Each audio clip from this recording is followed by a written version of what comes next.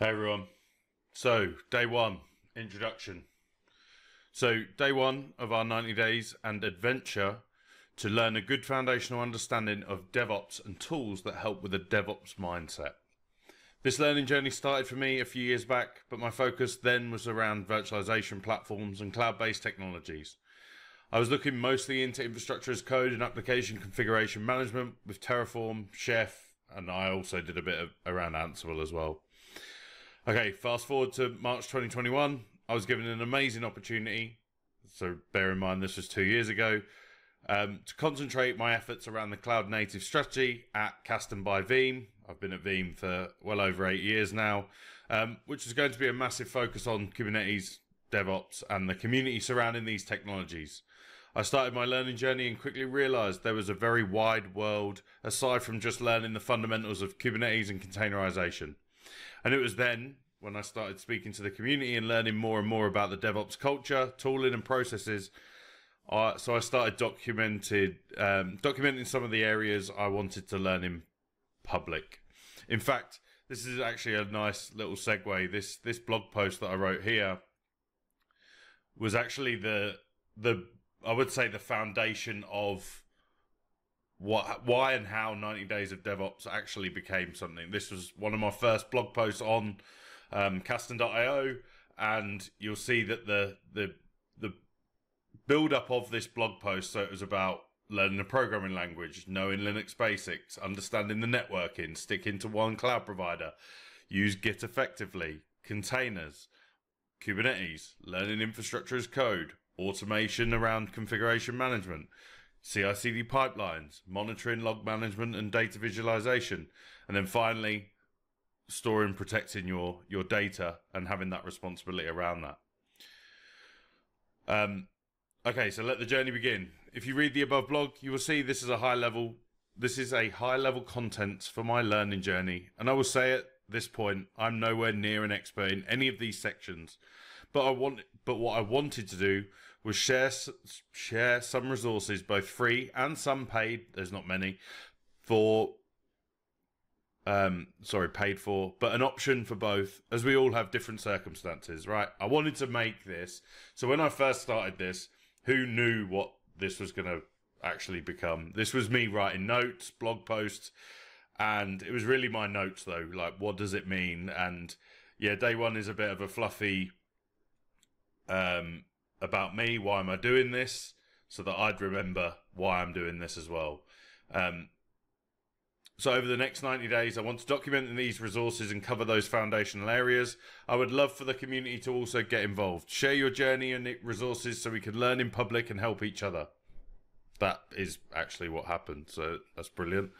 You will see from the opening README in the project repository that I've split things into sections, and it is a 12 weeks plus 6 days. For the first 6 days, we will explore the fundamentals of DevOps in general before diving into some of the specific areas.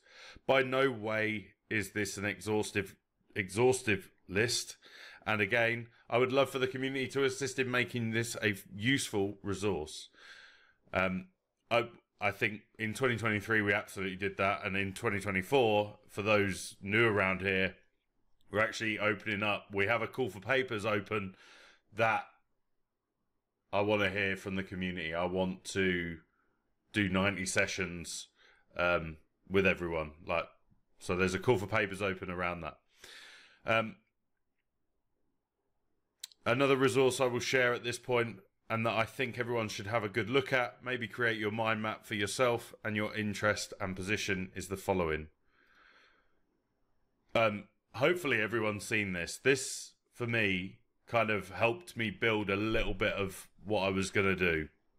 Not exclusively. I have choices that I made. But obviously learning a programming language was my first area. Now, do I believe, actually, that learning a programming language is number one on this list after going through it? No, I'd have probably put this a little bit in the middle or closer to the end of at least the 2022.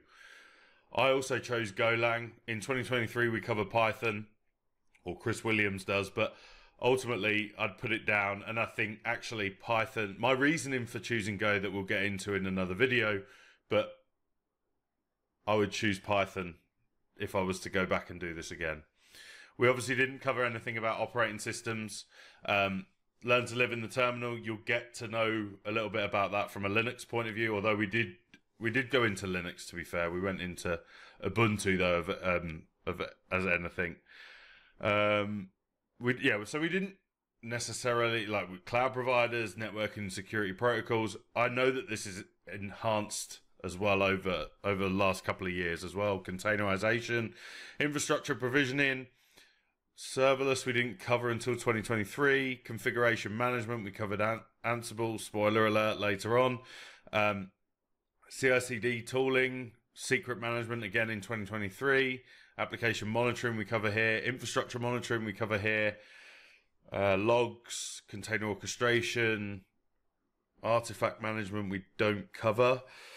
GitOps we cover, but from a CI/CD point of view. Service mesh we cover in 2023, and design patterns we don't cover. So a lot of this is why I wanted to share it. It's not the same, but it's a great resource for what we're also looking at.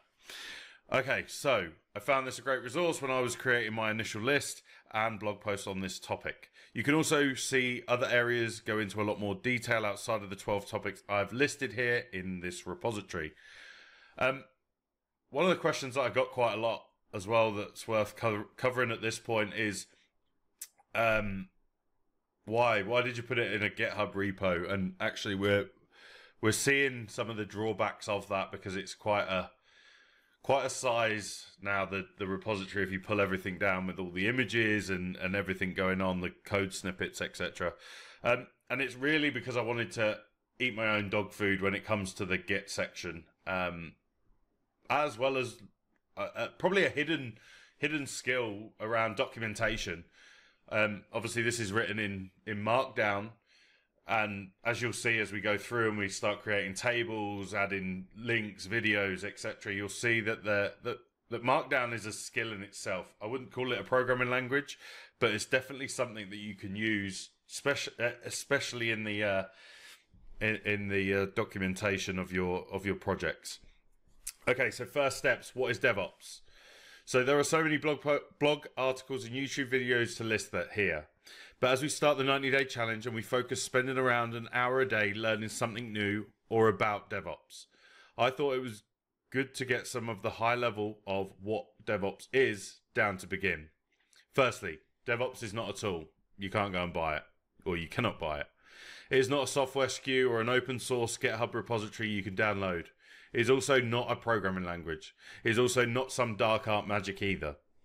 DevOps is a way to do smarter things in software development. I would extend that actually out to infrastructure and operations management. Hold up. But if you're not a software developer, I need to be careful there, I don't want to get copyrighted. But if you are not a software developer, should you turn away right now and not dive into this project? No, not at all. Stay. Because DevOps brings together a combination of software development and operations. I mentioned earlier that I was more on the VM side, or the virtualization and infrastructure side, and that would probably fall under the operations side of the house. But within the community, there are people with all different backgrounds where DevOps is 100% going to benefit the individual developers, operations, and QA engineers, and all can equally learn these best practices by having a better understanding of DevOps. DevOps is a set of practices that help to reach the goal of this movement, reducing the time between the ideation phase of a product and its release in production.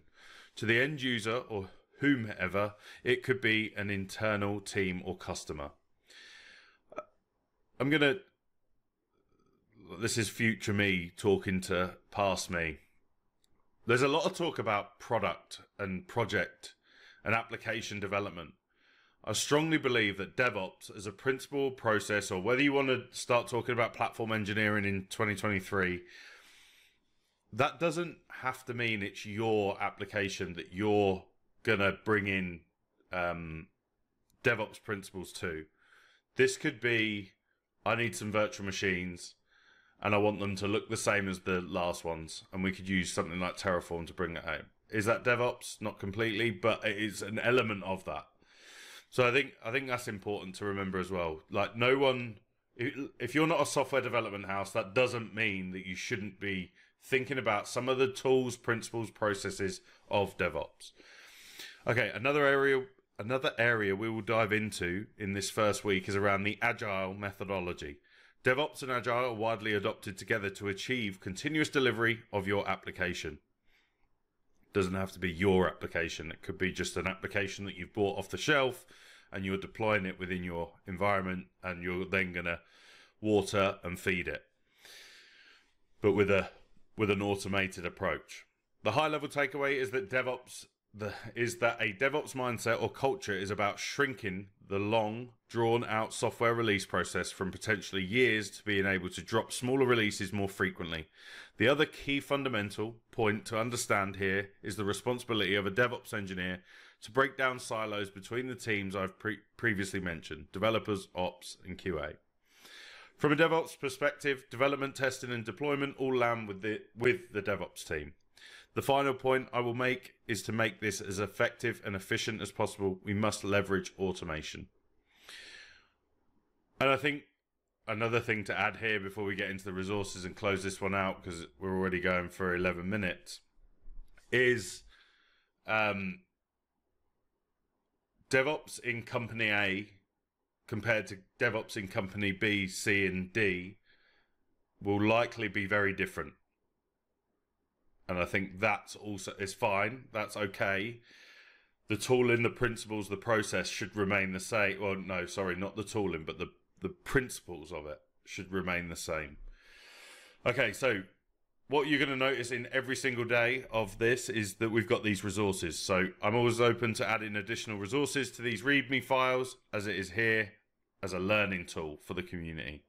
My advice is to watch all of the below, and hopefully you have also picked up something from the text and the explanations above.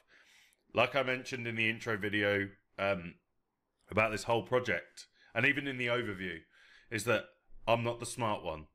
These people that create these other resources. So let's just check whether at least one of them is still alive. Right from the start, software. So DevOps in 5 minutes, Simply Learn, great resource. Look at that, 3.24 million subscribers, very short 5-minute. Go and read that. Go and watch that. Some other good stuff. I'm sure there's something from... Correct. But still, they doesn't give you... Hitesh, 800,000 followers now. Like, these are much smarter people with much better video skills than me. But yeah, go and watch these, because these are going to give you the... Hello everyone, my name is Sam. Yes, I am as well, from Sivo. Good stuff. And who's this last one? Is a DevOps... Obviously, it has to be Tech World with Nana.